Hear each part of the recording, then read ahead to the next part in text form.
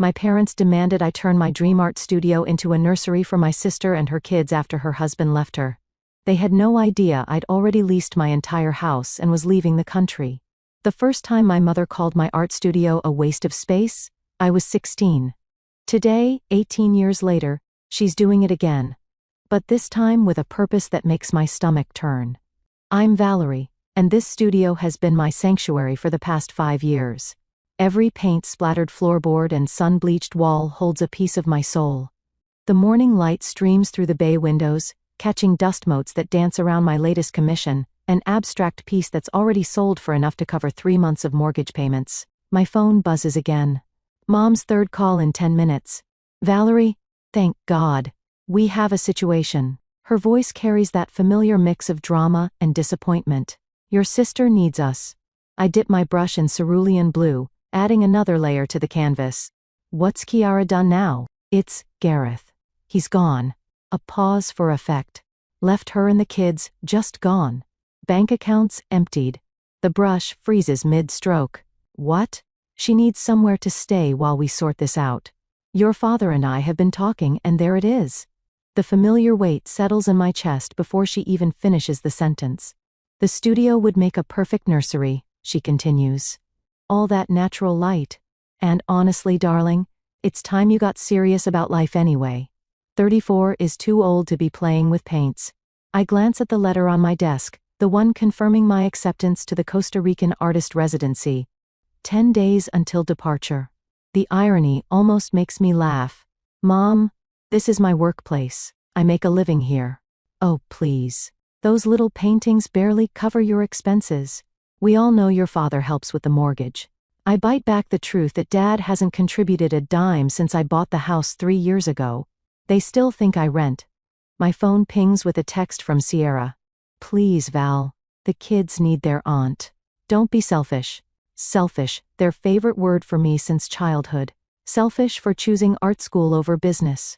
Selfish for not lending Kiara my car when she crashed hers.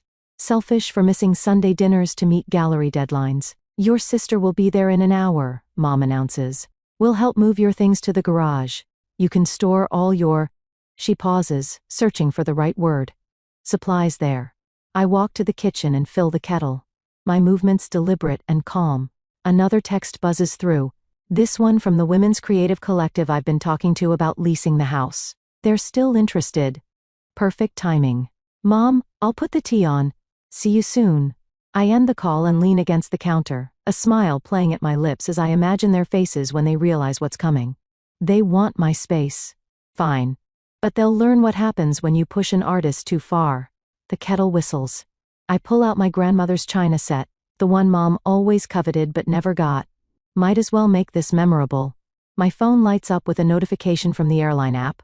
Check-in available for your flight to San Jose. I hear car doors slamming outside. Mom's Mercedes, Dad's BMW, Kiara's voice carrying across the garden. Already planning where to put the changing table. They're right on schedule, just like always. I smooth my paint-stained apron and check my reflection in the window. The woman staring back isn't the pushover they expect. She's someone else entirely. Someone who's been planning this moment for longer than they know. The doorbell rings. I pick up the teapot, arranged perfectly on the antique tray with 4 cups, one for each of them, none for me. They'll need something to hold on to when their world shifts sideways. Coming, I call out, my voice steady and sweet. Let them think I'm the same compliant Valerie, ready to sacrifice everything for family harmony. Let them measure my walls and rearrange my life in their heads. I have 10 days to show them exactly how wrong they've been about me all along. The door opens to their expectant faces. Mom's barely concealed satisfaction, Dad's practiced concern, Sierra's designer sunglasses hiding what I'm sure are tactical tears. They file in like they own the place, already reaching for the tea I've prepared. I smile as I pour, watching steam rise like the plans forming in my mind. So, I say, tell me everything. And they do, not noticing how I don't touch my phone when it buzzes again. Probably my lawyer confirming the lease paperwork is ready. They don't see me glance at the clock, counting down hours until my meeting with the collective. They never did see me really, but they are about to feel my absence in ways they never imagined. Let the games begin. The light in here is just perfect for the crib, Sierra announces, pacing my studio with the confident stride of someone who's never heard the word no. Her designer heels click against the hardwood floors I hand-restored last summer. We can put the changing table where that easel is. I sit perched on my workstool, watching my sister measure my life with an iPhone app. Her kids, Max and Emma, are with our parents at the park, probably being promised the moon and stars just like their mother always was. How long do you think you'll need to stay? I ask, keeping my voice neutral. Tiara pushes her sunglasses up onto her head, revealing red-rimmed eyes. God, Val, my husband just abandoned me. I'm not exactly working with a timeline here. Mom swoops in from the kitchen, armed with her third cup of tea. Darling, don't upset your sister. She's been through enough. She turns to me with that familiar look, the one that says I'm being difficult again. Valerie. We found some lovely storage units nearby. Very clean, very secure. I think of the acceptance letter in my desk drawer, of the lease agreement waiting in my email, of the carefully orchestrated exit strategy I've been piecing together for months. Actually, I say, I have some shows coming up, commissions to finish. Shows? Mom scoffs. You mean those little coffee shop displays? The Hartley Gallery, actually. I don't mention it's one of the most prestigious contemporary art spaces in the city. They wouldn't care anyway. Oh please, Tiara interjects, pulling open my supply drawers without asking. You can paint in the garage? It's not like you're Picasso. A memory flashes. Tiara ripping up my sketchbook in high school because I wouldn't let her copy my homework. Mom making me apologize for making a fuss about it. My phone buzzes. A text from Dad? Called your landlord. He's willing to discuss early lease termination. I almost laugh out loud. They still think I rent this place. Never bothered to ask how I actually bought it 3 years ago. Never questioned where my coffee shop money really went. I need to make some calls, I say, standing up. Work stuff? Now? Mom's voice rises an octave. We're trying to help your sister. It will just take a minute. I step into my bedroom, closing the door on their protests. I dial Caitlin, my former professor and current mentor. They're here, I whisper, moving in like they own the place. Lease papers are ready, she replies. The collective can move in next week. You're sure about this? Through the door, I hear Kiara. This wall color has to go. It's so artistic. Never been more sure, I answer. When I return, they've already started a pile of my non-essential supplies. My special order brushes, my reference books, my inspiration board, all deemed unnecessary for their vision of my future. We can convert your bedroom too, Sierra's saying. Make it a proper playroom. You can take the pull-out couch in the living room. Absolutely not. The words come out sharper than intended. Mom's head snaps up. Valerie, my sister needs therapy, I cut in, immediately regretting the outburst. Not yet. Not time yet. Tiara's face crumples right on cue. Mom rushes to comfort her while Dad appears in the doorway, frowning. Just got off the phone with Steve, he says. Your landlord's being difficult about the lease, says he hasn't heard from you about moving out. I force my face to remain neutral. Really? How strange. This is ridiculous, Kiara snaps, mascara running perfectly down one cheek. I have nowhere else to go. My children need stability, and they'll have it. I say softly. Just give me a few days to sort things out. They relax visibly, interpreting my words as surrender. Mom starts talking about paint samples. Dad makes notes about moving trucks. Tiara pulls out her phone, probably texting her friends about her wonderful accommodating sister. None of them notice me slipping the acceptance letter into my pocket. None of them see me checking flight details or confirming appointments with my lawyer. They never did notice much about me, except when I wasn't fitting into their plans. I think I saw some boxes in the garage, I offer. Let me check. In the garage, I lean against my car and take a deep breath. Through the window I can see them in my studio, rearranging my life without me, just like always. My phone buzzes again. An email from the airline confirming my seat upgrade. First class. Might as well be comfortable while burning bridges. I hear Kiara calling my name, probably wondering where those boxes are. I straighten up, adjust my expression, and head back inside. 9 days left. Just 9 more days of being their perfect scapegoat. Then they'll learn what happens when you mistake silence for submission. So what should I do with these? I hold up a set of expensive acrylic paints playing my part perfectly. The garage gets pretty hot in summer. They might melt. Tiara barely glances up from her phone. Just sell them. It's not like you'll need them anymore once you get a real job. I add them to the keep pile when she's not looking. These paints paid her mortgage last month, not that she knows that. The anonymous transfer I'd arranged after Gareth left had kept her afloat, but she probably thought it was from one of her countless rich friends. Speaking of jobs, Mom chimes in, sorting through my canvases like they're yard sale items. Your father knows someone at his firm looking for a receptionist. I nod, pretending to consider it while texting Caitlin under the table. Meeting still on for 3? Confirmed? Bringing contracts plus keys for collective, she replies. Val, are you even listening? Kiara snaps. We're trying to help you build an actual future here. Sorry. Just checking gallery details. I pause, then add innocently. By the way, how much is Gareth sending for child support? The room goes silent. Tiara's face flushes. That's none of your business, Mom interjects quickly. Just trying to help plan the budget, I say, voice dripping honey. Since we're also concerned about proper adult responsibilities. Dad clears his throat from his corner. Actually, we should discuss financial arrangements. Your mother and I can help with no need, I cut in. I've got it covered. They exchange looks, the kind they've been sharing since I was 12, and announced I wanted to be an artist. The poor, deluded Valerie looks. My phone buzzes again. A text from an unknown number. We need to talk about Kiara. Tate? My heart skips.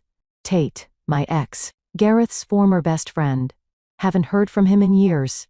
I need to run some errands, I announce, grabbing my keys. Art supplies to sell, you know. Perfect timing, Mom says. We need paint samples from the hardware store. I'm thinking pale yellow for the nursery walls. I'm already halfway to the door. Make a list. I'll check prices. The drive to Caitlin's gallery takes 15 minutes. I spend every one of them imagining my family's faces when they realize what's coming. Caitlin greets me with a knowing smile and a stack of papers. The collective is thrilled, she says, spreading out the lease agreement. 12, starting next week. They'll take good care of the place. And my art? Safe storage in our climate-controlled warehouse until you're back from Costa Rica. She pauses. Are you sure about this, Val? It's a nuclear option. I think about this morning. Kiara measuring my studio windows for curtains. Mom planning to paint over my murals. Dad making calls about proper jobs. They've never seen me, I say, signing the papers. Time to show them what that costs. Caitlin hands me a coffee. Your latest piece sold, by the way. The blue abstract, buyer paid double asking price. I smile, thinking of Mom's dismissive little paintings comment. The price would cover Kiara's rent for 6 months, not that I'll be helping with that anymore. My phone lights up. Tate again. It's about what really happened with Gareth and us. Ciara knew things she never told you. Of course, she did. My perfect sister, always managing everyone's stories but her own. I should get back, I tell Caitlin. They'll wonder where I am. Here? She hands me a set of keys. For the collective, don't forget to introduce yourself to your new tenants. I drive home slowly, stopping for paint samples I'll never use. Through the studio windows, I can see Kiara and Mom rearranging my furniture, planning their takeover of my space. Inside, they've made more piles. Donate, trash, maybe keep. Years of my work sorted by people who never understood it. Oh, good. You're back, Mom says. We need to discuss the timeline for moving your things out. Tiara's lease ends next week and actually, I interrupt. I made a list of things I need to sort through first. Give me a few days? Tiara rolls her eyes. Seriously? The kids need just a few days, I repeat softly, to do it properly. They relent, probably thinking I'm finally accepting their plan. Mom looks relieved. Dad pats my shoulder awkwardly. After they leave, I stand in my studio. My real studio, not their imagined nursery. Evening light paints the walls gold, catching the edges of half-packed boxes and bubble-wrapped paintings. My phone buzzes one last time. Tate, coffee tomorrow? You deserve to know the truth. I text back a time and place, then start wrapping my grandmother's china. They'll miss these cups when I'm gone. 7 days left. The countdown continues. Tate hasn't changed much in 5 years. Same leather jacket, same way of running his hand through his hair when he's nervous. He's already at our usual table at Riverside Coffee when I arrive. You look good, Val, he says, standing awkwardly. Success suits you? Let's skip the small talk. I sit down, not removing my jacket. What do you know about Gareth? He sighs, pushing a coffee toward me. He's been cheating on Sierra for years, since before the kids. And your sister knew the whole time. The coffee suddenly tastes bitter. She knew? She needed his money, his status, played the perfect wife while he played around. He leans forward.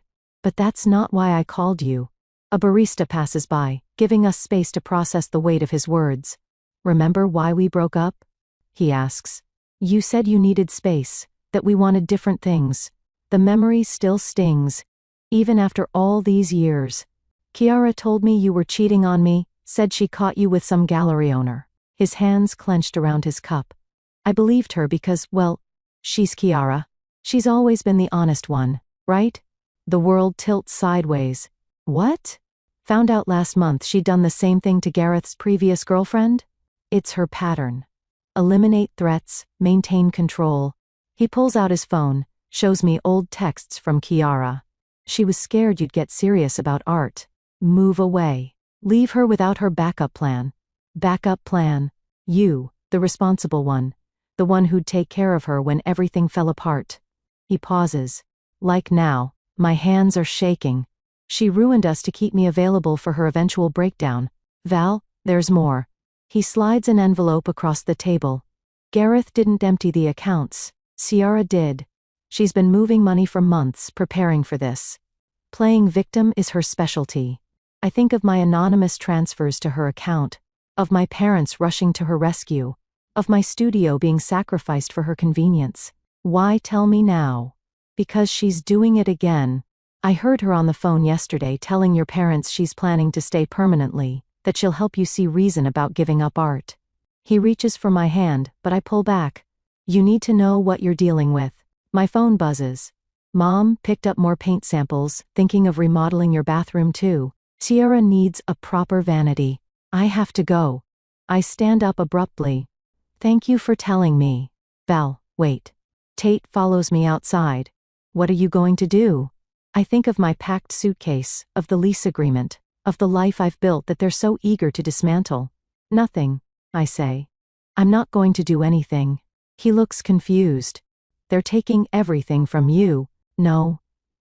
I smile, thinking of the keys in my pocket. They just think they are. Back home, Tiara's car is in my driveway. She's in my studio, supervising movers who are shifting my furniture to make room for her vision. Oh good, she chirps when she sees me. We need your help deciding where to donate these paintings. They're not really nursery appropriate. I look at her, really look at her. My beautiful manipulative sister, the golden child who's been orchestrating my life's disappointments since we were kids. Actually, I say, I think I'll keep them for now. Don't be difficult, Val. The movers are charging by the hour. Who's paying them? She blinks. What? The movers. Since Gareth left you broke, right? Who's paying? A flash of something crosses her face. Calculation, maybe fear. Daddy, of course. Interesting. I head to my bedroom, lock the door behind me. My phone lights up with a text from the airline. Your flight is confirmed for Sunday. I pull out my grandmother's old writing desk and begin a letter. Dear family, by the time you read this, a knock at my door. Val, Sierra's voice, honey sweet. Mom wants to know if you'll join us for dinner? We're planning the nursery color scheme. I'll be right there, I call back, continuing to write. 4 days left. Just 4 more days of playing the compliant daughter, the supportive sister. 4 days until they learn what happens when you mistake kindness for weakness. I seal the letter, add it to my go bag, and head out to dinner. Let them plan their nursery. Let them measure and scheme and rearrange. They think they're dismantling my life. They don't realize they're just providing material for my greatest work yet, my disappearing act. My phone buzzes one last time. Caitlin, collective members want to meet tomorrow. Ready to set the plan in motion? I text back a single word. Ready? What's this? Tiara waves my journal in the air, her face flushed with anger. The exit plan? You're planning to abandon us? I keep my voice steady, though my heart races. You went through my things? Of course I did. You've been acting weird for days. She flips through pages. Costa Rica. An artist residency? Are you kidding me? Mom and Dad burst through the studio door, probably drawn by Kiara's rising voice. What's going on? Mom demands. Show them. Kiara thrusts the journal at them. Show them how selfish you really are. I watch their faces as they read. Dad's turns red.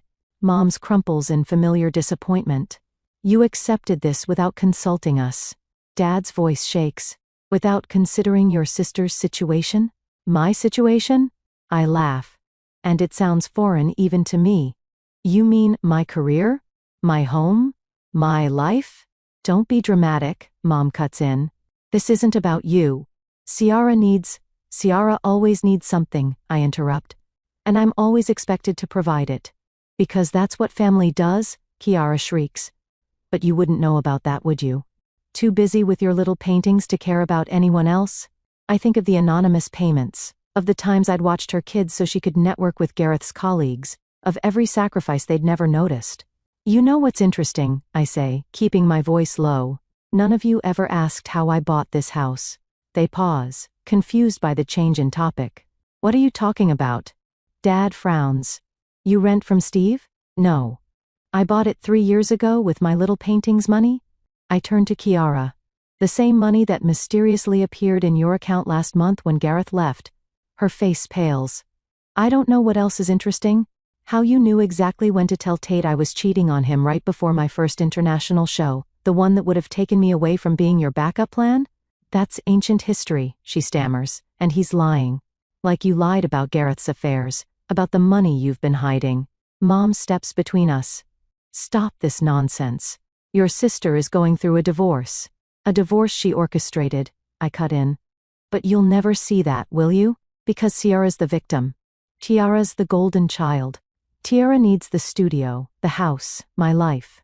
You're being hysterical, Dad says. This isn't like you, no. This is exactly like me. You just never bothered to notice. I pull out my phone, dial a number on speaker. Hello? Caitlin's voice fills the room. Val, the collective's here. We're ready when you are. Perfect timing, I say. Could you bring over the lease paperwork? My family should probably see it. You can't lease what you don't own, Mom snaps. I reach into my desk, pull out the deed to the house, watch their faces as reality crashes in. You're right, I say softly. Good thing I own it then. Tiara lunges for the papers, but I step back. You can't do this. My children. Your children have a trust fund from Gareth's parents. The one you didn't tell anyone about. I meet her eyes. Tate told me everything. The doorbell rings. Caitlin enters with a group of women, the collective members right on schedule. You must be Valerie's family, one says brightly. We're so excited about transforming this space into our new creative hub. Mom grabs my arm. Whatever game you're playing, stop it now.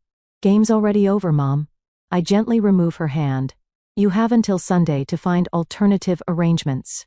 You'd throw your own sister out? Dad's voice rises.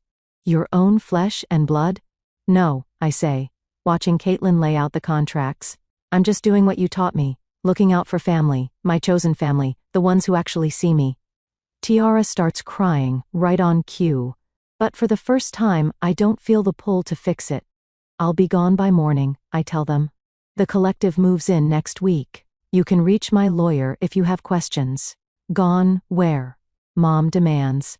I think of my packed bags, of my ticket to Costa Rica, of the freedom waiting on the other side of Sunday. Does it matter? I ask. You never saw me when I was here anyway. They're still shouting as I walk out, their voices fading behind me like old paint being covered by new colors. 2 days left, but really, I'm already gone. My phone buzzes with a final text from Tate. Proud of you. For the first time in years, I am too.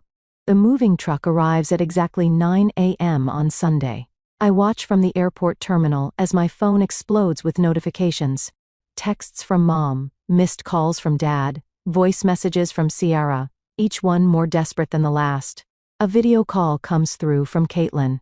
I answer to see chaos unfolding in my driveway. "You're missing quite a show," she says, turning the camera.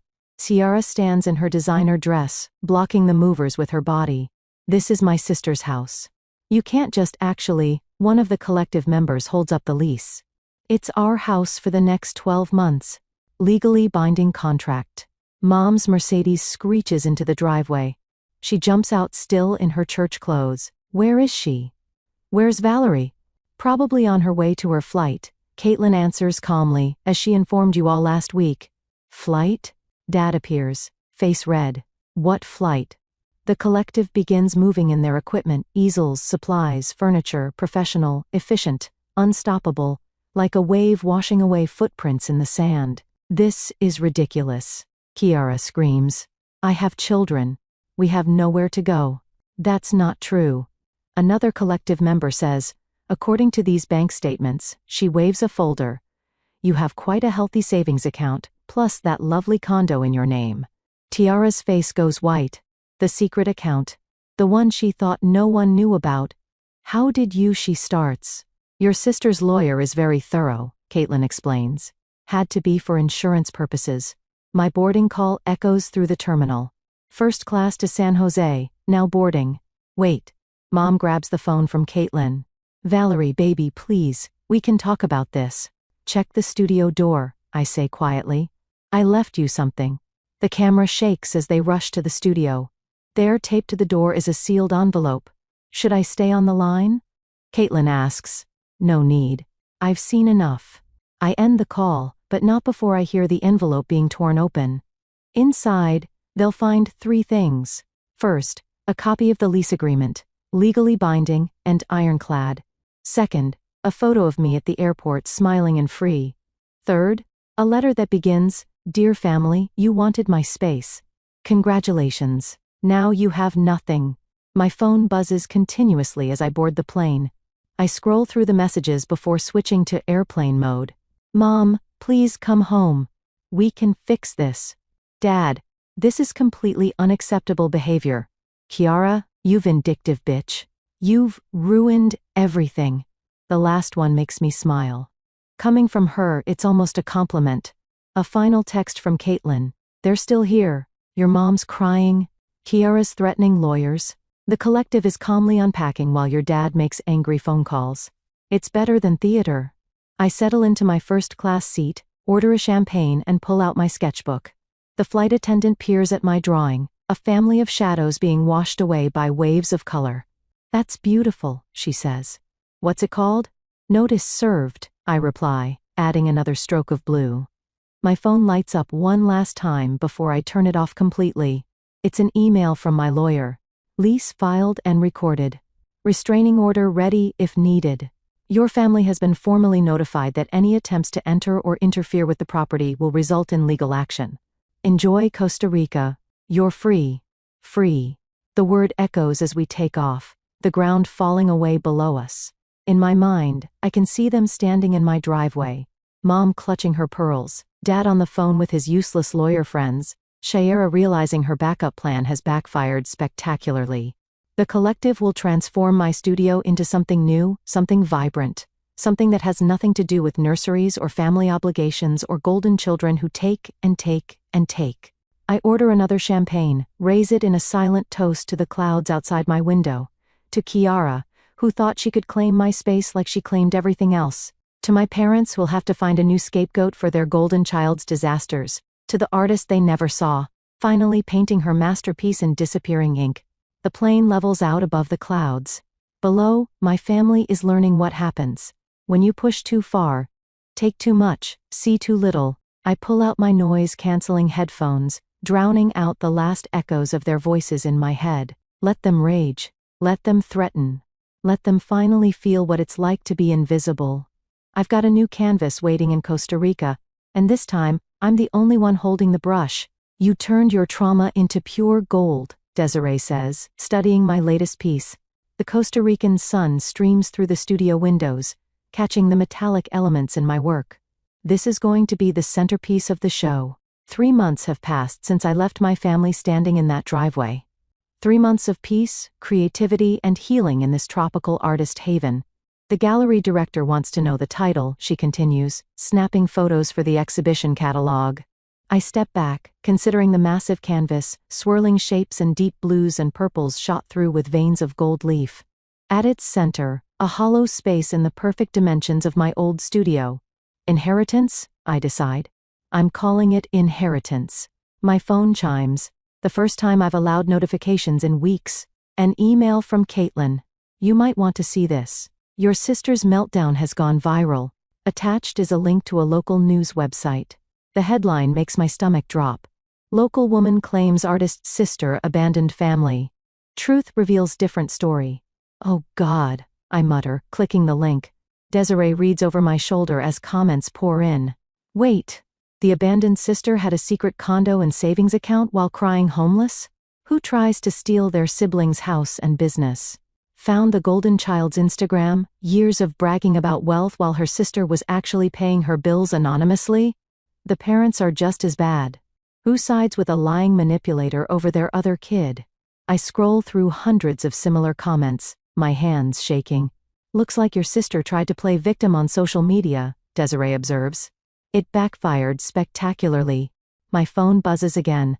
An email from Mom. How could you let this happen? Your sister is devastated. Her reputation is ruined. The country club is gossiping. Please come home and fix this. Delete. Another from Dad. This public humiliation is unacceptable. Your sister's children are suffering. Their friends' parents are asking questions. Delete. You okay? Desiree squeezes my shoulder. Actually, yes, I put my phone down. For the first time, I really am. The studio door opens, and Maria, the residency director, bursts in. Valerie, amazing news. The International Gallery Association wants your show, all of it. They're offering a world tour. My heart stops. World tour. 6 countries, starting with Paris. She hands me the official letter. They're calling your work a revolutionary exploration of family dynamics and emotional liberation. The advance alone is more than most artists see in years. I think of my family's dismissal of my little paintings, of Mom's suggestion that I become a receptionist, of Shara measuring my studio for her nursery. There's more, Maria continues. That blog post about your story is being optioned for a book deal. People are calling it a perfect example of quiet revenge and karmic justice. Desiree hugs me. You did it. You really did it. My phone lights up one last time. A text from Tate. Saw the news. Saw your art too. You're incredible. Kira's showing her true colors to everyone now, no one to manipulate when the whole world knows the truth. I walk to the window, looking out at the lush Costa Rican landscape. Somewhere back home, my family is facing the consequences of their actions, not through my words or accusations, but through the simple act of me walking away and letting truth surface on its own. The gallery wants to know if you'll speak at the opening, Maria says. Share your story. I turn back to my painting, Inheritance, with its hollow center slowly filling with light. Yes, I say. I think it's time. Desiree raises an eyebrow. What will you tell them? I dip my brush in gold paint, adding final touches to the canvas. The truth that sometimes the greatest masterpiece you can create is the life you save by walking away. My phone buzzes with another news alert. Exclusive. The real story behind viral family drama. How one artist turned pain into success. I silence it without reading further. Let them talk. Let them speculate. Let them finally see what they missed all those years. I have paintings to finish, a world tour to plan, a life to live. And somewhere in my old studio, now filled with creative energy and genuine art, the last traces of my family's control are being painted over, one brushstroke at a time. Ready for the photographer? Maria asks. The exhibition catalog needs your portrait. I stand before my work, brush in hand, smile genuine and free. Ready, I say. I've never been more ready. The Paris gallery buzzes with anticipation. Through the glass doors, I can see the lines stretching around the block. Critics, collectors, and art lovers, all here for my exhibition opening. 5 minutes, Maria whispers, adjusting my collar. Are you ready? Before I can answer, my phone lights up. Caitlin, turn on the news now. Maria pulls it up on her tablet. A familiar face fills the screen. Gareth, Ciara's ex-husband, standing on courthouse steps after reviewing evidence of financial manipulation and parental alienation, he announces, "The court has granted me full custody of our children." The camera pans to Ciara being led to a police car. "White-collar fraud charges," the ticker reads. The secret accounts weren't so secret anymore. "Your sister's going to jail," Maria says softly. "No." I correct her. She's finally facing consequences. The gallery doors open. People flood in, moving from piece to piece. I hear gasps at inheritance, now valued at more than my parents' house. A familiar figure catches my eye. Tate, looking sharp in a suit, studying my work with pride. "Couldn't miss this," he says when I approach. "It's beautiful, Val. All of it. Even the ugly parts. Especially those." He hands me a newspaper. Speaking of which, the headline reads, "Local business mogul steps down amid scandal." Below, a photo of my father leaving his office, head down. The fraud investigation into Ciara revealed some creative accounting at his firm, Tate explains. He's been covering up her schemes for years. The gallery director signals, "Time for my speech." I take the podium facing the crowd of eager faces. Cameras flash. Critics lean forward. People ask why I paint a hollow spaces, I begin. Empty rooms, missing pieces, negative space filled with gold. They ask what I'm trying to say. Movement at the back catches my eye. Mom slips in, looking smaller than I've ever seen her. No designer clothes today. No perfect makeup. The truth is, I continue, sometimes the most valuable thing we own is the courage to leave space empty, to resist filling it with other people's expectations. Mom's eyes meet mine. For once, she's the one who looks away first. "My family wanted me to trade my dreams for diapers," I say, watching her flinch. "Instead, I frame their demands and turn them into art." Every dismissal became a brushstroke. Every manipulation became color. The crowd murmurs appreciation, moving closer. They say success is the best revenge. I pause, letting the words hang. But I disagree. The best revenge is living truthfully even when the truth hurts. After the speech, Mom approaches. She's holding a familiar envelope, my last letter, worn from repeated reading. "Your father's firm is finished," she says quietly. "The country club rescinded our membership. Tiara's children," she trails off, "are better off with Gareth," I finish, away from the manipulation. "We lost everything." "No," I correct her. "You lost what was never really yours. My space, my talent, my compliance." She looks around the gallery at the price tags that could buy several houses, at the critics scribbling rave reviews, at the life she tried to dismiss as childish dreams. "I'm sorry," she whispers. "I don't expect forgiveness." "Good," I cut in. "Because that's not why I'm here. I'm here because I chose myself." Finally, the gallery director approaches with a champagne bottle. They're ready for the toast. Mom steps back, understanding the dismissal. "You look strong," she says. "I always was," I reply. "You just never saw it." She slips away as cameras flash. The director raises her glass. "To Valerie," she announces, whose inheritance series just sold for a gallery record, and whose story reminds us that sometimes the greatest art comes from knowing what to leave behind. I raise my glass, catching Tate's proud smile, Maria's knowing nod, Caitlin's thumbs up from the back. My phone buzzes one last time. A message from the Women's Collective, now thriving in my old studio. "Your space is filled with light and creation, just like you wanted, just like you deserved." I look around at my work, at the hollow spaces now filled with gold, at the shadows transformed into light, at the truth painted in colors too bright to ignore. They wanted me to trade my dreams for diapers. Instead, I turned their demands into my masterpiece, and now the whole world can see exactly what they missed. I raise my glass higher, toasting not to success or revenge, but to the empty spaces I refuse to fill. Sometimes the most beautiful art comes from knowing exactly what to leave behind. And sometimes the greatest inheritance is the life you choose for yourself.